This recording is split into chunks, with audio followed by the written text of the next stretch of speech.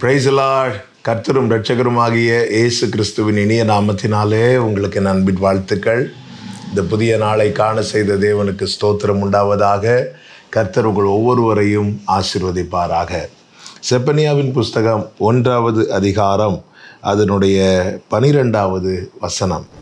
அக்காலத்திலே நான் எருசலேமை விளக்கு கொளுத்தி சோதித்து வண்டல் போல குழம்பியிருக்கிறவர்களும் கர்த்தர் நன்மை செய்வதும் இல்லை தீமை செய்வதும் இல்லை என்று தங்கள் இருதயத்தில் சொல்லுகிறவர்களுமான மனுஷரை தண்டிப்பேன்.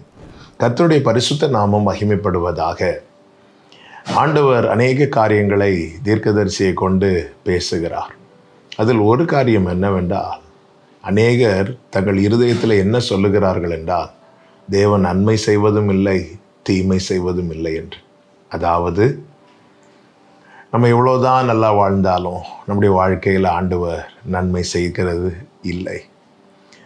தீமை செய்கிறவங்க வாழ்ந்துட்டு தான் போகிறாங்க. அவங்களுக்கு ஆண்டவர் ஒரு தண்டனையும் கொடுக்கறதில்லை. இப்படி வாழ்வின் விரக்தியிலே பேசப்படுகிற பேச்சு இது தேவனால் ஏற்றுக்கொள்ள முடியாததாய் இருக்கிறது. மல்கியா தீர்க்கதரிசன புஸ்தகம் 3வது அதிகாரத்திலே கர்த்தர் இதுதான் சொல்லுகிறார், உங்கள் பேச்சு எனக்கு கடினமாக இருக்கிறது என்று. 3வது அதிகாரம் அதனுடைய 13வது வசனம். நீங்கள் எனக்கு விரோதமாய் பேசின பேச்சுக்கள் கடினமாய் இருக்கிறது என்று கர்த்தர் சொல்லுகிறார். ஆனாலும் உமக்கு விரோதமாய் என்னத்தை பேசினோம் என்கிறீர்கள். அவர்கள் பேசினதை கர்த்தர் அடுத்து சொல்லுகிறார், தேவனை சேவிப்பது விருதா, அவருடைய கட்டளைகளை கை கொள்ளுகிறதினாலும் சேனைகளின் கர்த்தருக்கு முன்பாக துக்கித்து நடக்கிறதுனாலும் என்ன பிரயோஜனம்?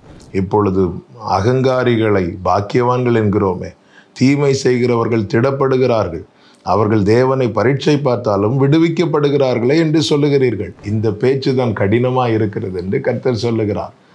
நான் ஆண்டவரை சேவிக்கிறேன், உபவாசிக்கிறேன், ஜெபம் பண்ணுறேன், எனக்கு எதுவுமே நடக்கிறதில்லை, ஆனால் தீமை செய்கிறவன் திடப்படுகிறான். இதுதான் செப்பனியாவில் சொல்லப்பட்டிருக்கிறது. தேவன் நன்மை செய்வதும் இல்லை தீமை செய்வதும் இல்லை என்று தங்கள் இருதயத்திலே சொல்லிக் கொள்ளுகிறார்கள். பிரியமானவர்களே, இருதயத்தின் வேண்டுதலை அவர் கேட்கிறார்.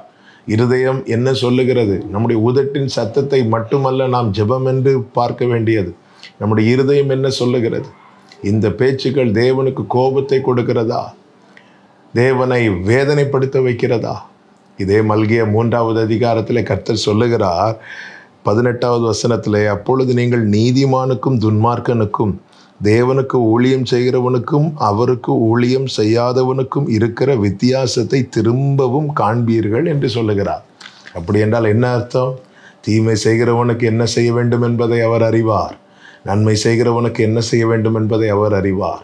தேவன் எல்லாவற்றையும் அதினதின் காலத்திலே நேர்த்தியாய் செய்கிற தேவன். பிரியமான கர்த்தருடைய பிள்ளைகளே, கர்த்தருக்கு முன்பாய் நீங்கள் அவருக்கு பயந்து நடக்கிற அனுபவம், உங்கள் ஜெபம், உங்கள் தியாகம், தேவனுக்குரிய வாழ்க்கை, இது ஒன்றையும் தேவன் மறந்து விடுவதற்கு அநீதி உள்ளவர் அல்ல. நன்மை செய்கிறவர் நிச்சயமாய் செய்கிறார், செய்வார், செய்து கொண்டுதான் இருக்கிறார். குறித்த காலத்துக்கென்று தரிசனம் வைக்கப்பட்டிருக்கிறது. முடிவிலே அது விளங்கும். அது பொய் சொல்லாது. அது தாமதித்தாலும் நீ அதற்கு காத்திரு, நிச்சயமாக வரும்.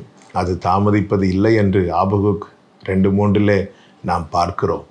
கர்த்தர் எனக்கு எதுவுமே செய்ய மாட்டேங்கிறார், துன்மார்க்கமாக வாழ்கிறவன் நல்லா இருக்கிறான் என்று இருதயத்தில் சொல்லி கொள்ளாதபடி எச்சரிக்கையாக இருப்போம். இந்த பேச்சுக்கள் தேவனுக்கு வேதனையும் வருத்தத்தையும் கொடுக்கிறதா இருக்கிறது. கர்த்தர் உங்களை ஆசீர்வதிப்பாராக. ஜெபிக்கலாமா? எங்கள் நல்ல தகப்பனை, இரக்கமுள்ள பிதாவே, நன்றி நிறைந்த இருதயத்தோடு உம்மை நாங்கள் துதிக்கிறோம், வாழ்த்துகிறோம், போற்றுகிறோம்.